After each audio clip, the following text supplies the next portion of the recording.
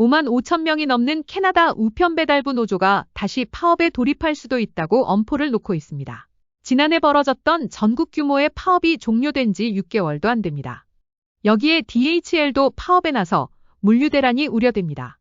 우체부는 국영기업의 안정적인 직장, 즉 철밥통이란 시각도 있는데 이제 툭하면 파업을 운운하고 있어 국민들의 시선은 싸늘합니다.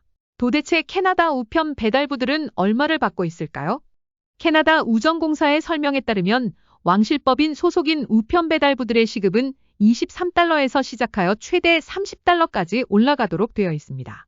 소셜미디어 레딧에서 현직자들이 올린 글들을 보면 우체부의 평균 연봉은 약 5만 8천 불입니다.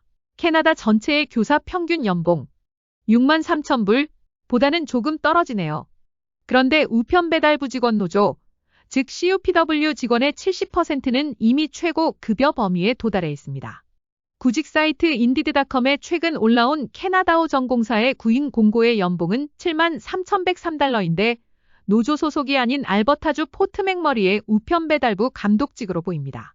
그리고 온타리오주 여러 도시에서 시간당 18.44달러를 지불하는 우체국 보조원 일자리도 나와 있습니다. Living wage, 즉 생활임금이라는 게 있습니다. 중산층으로 살 수 있는 최저임금이라 볼 수 있습니다. 토론토 광역권은 지난해 시간당 26달러의 생활임금을 기록했습니다. 2023년에는 25.05달러였습니다. 런던, 엘긴, 옥스퍼드 지역의 생활임금은 시간당 19.5달러였는데 2023년에는 18.85달러였습니다. 우체부들의 보수가 많다고는 볼 수 없지만 직업의 안정성을 보면 이야기가 조금 달라집니다. 도시에서 일하는 우정공사 직원들은 5년 이상 근무하여 정규직이 되는 순간부터 해고될 수 없습니다. 근속 연수가 5년 미만인 우편 배달원도 쉽게 해고될 수 없습니다. 해고될 경우 리콜 명단에 남아 일정 급여를 받기도 합니다. 그런데 휴가일수나 의료보험 등 베네핏을 보면 남들이 부러워할 만합니다.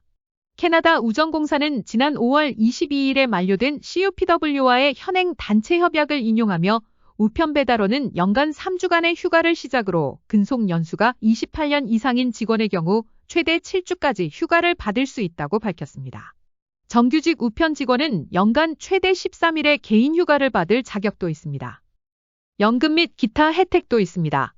10년 이상 회사에 근무한 우편 배달부는 생활비 조정이 적용된 확정급여형 연금 플랜에 가입할 수 있습니다.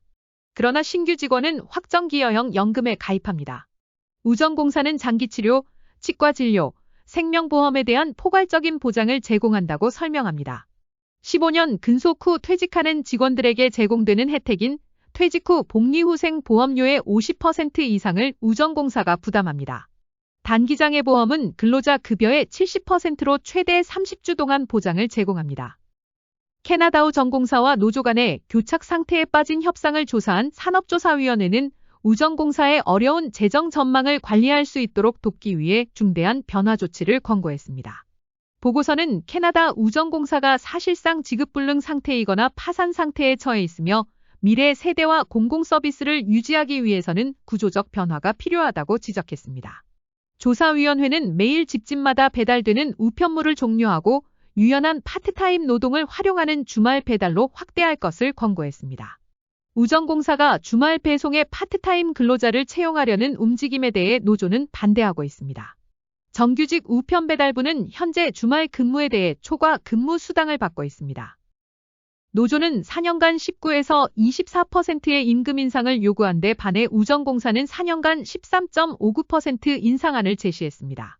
캐나다우 전공사는 생존 전략으로 퓨어레이터자 회사 운영과 간이은행을 통한 금융서비스 등으로 사업 다각화를 모색하고 있는 중입니다. 이메일, SNS 시대의 우체부는 사라질 직업일까요? 그렇지 않습니다. 이메일 보급으로 일반 우편은 감소했지만 온라인 쇼핑의 폭발적 성장으로 택배 물량은 오히려 급증했습니다. 아마존, 셔피파이 등 온라인 플랫폼의 성장으로 우체국은 핵심 물류 인프라로 자리 잡았습니다.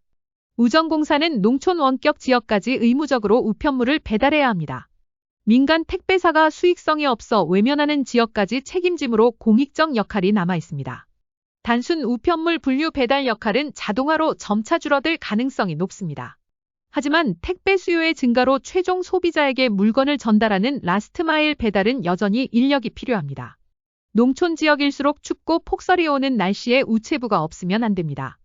크리스마스 시즌 등 물량 폭주기에 파업이 발생하면 소상공인과 온라인 셀러에게 큰 타격을 줍니다. 2018년 파업 당시 하루 1억 달러 이상의 손실이 발생했다는 분석도 있습니다.